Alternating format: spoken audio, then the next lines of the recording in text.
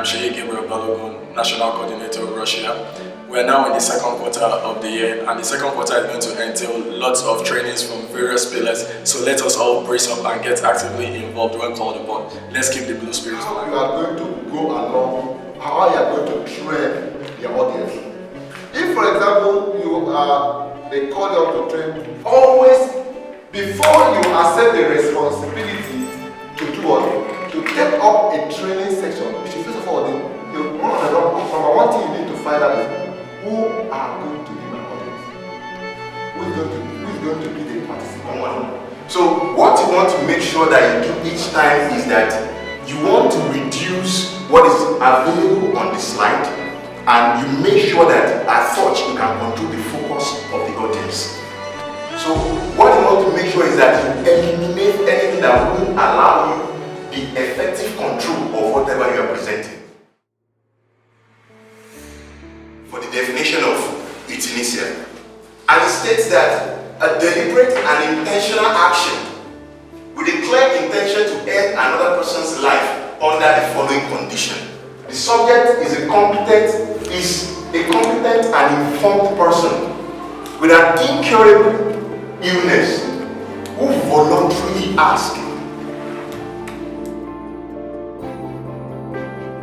Voluntarily, it's asked to be voluntary. The second is incurable illness. And the third is a competent, informed person. So the point here is to make sure that the person is informed, so bring it as clear as possible. And the intention in this case must be such that it is compassionate.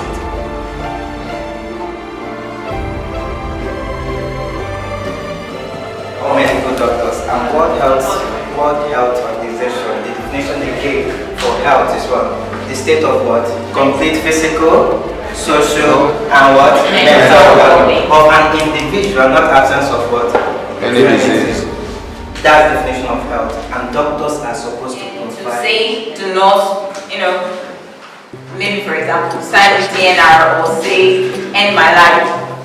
Donation of organs, if this patient is going to die and in short time, and we know that there are some organs in this patient's body that can save other patients. Example, if the patient comes in due to a massive trauma and this patient has a brain damage, and we know that the brain dies earlier than LS compared to other organs, this patient sees that it can help to save other lives.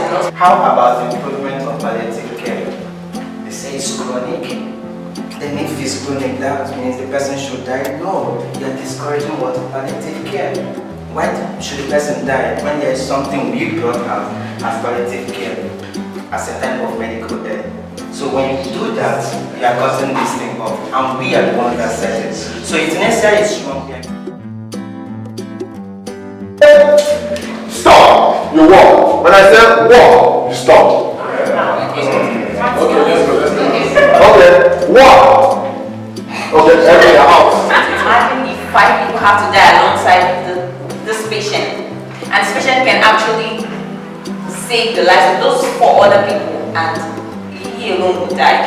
I think with the patient's permission and the family's right, we can end this patient's life. Health and economic growth. If this patient is going to die and we're only prolonging this patient's time, or we're just obscuring the fact that the patient is going to die, we're just lying to ourselves that this patient is going to die either way, we are only going to waste time. We're going to prevent people that actually need the treatment to stay out of hospital. We need the space, the bed space, the economy, especially in a place where the government is paying for the treatment of this patient and it is not bringing forth results. I think it's important for us to consider the economic growth and health sector of this country. The main one that is quite boomerang, if you look at it, the discouragement to the world of inventory. I call it medical advancement. Somebody has something that's why tumors, doctors, they don't see it as a bad thing. It's only in hospital that anything positive is wonderful in our lives. They say, oh, the tumor is malignant. Oh, this is sexy. We are going to work on it. Why?